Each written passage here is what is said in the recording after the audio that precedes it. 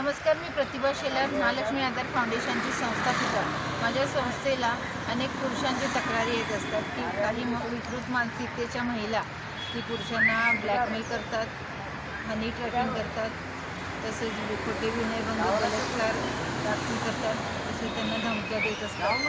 तसेच नवरा बायको असतील तर ती महिला पुरुषाला मानसिक शारीरिक आर्थिक त्रास देत असते.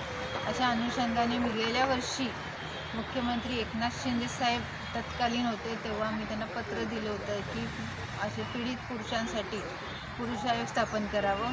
जसं महिलांसाठी महिला आयोग आहे तसं पुरुषांसाठीही पुरुष आयोग स्थापन करावं आणि जसं महिलांना न्याय व हक्क मिळवण्यासाठी आधार मिळतो तसं पुरुषांनाही आधार मिळेल. पुरुष आयोग स्थापन झाल्यामुळे आता सध्याची परिस्थितीमध्ये अनेकच वाढलेली आहेत अशी विकृती. त्यामुळे साताऱ्याचे कलेक्टर साहेब यांनाही पत्र दिलेलं आहे आणि महाराष्ट्रामध्ये 36 जिल्ह्यातील पोलीस अधीक्षक व जिल्हाधिकारी त्या डिपार्टमेंटचे आणि त्या डिपार्टमेंटचे विभागातील सर्वांना पत्र पाठवून दिलेलं आहे, मेलद्वारे आणि पोस्टाद्वारेही पाठवून दिलेलं आहे.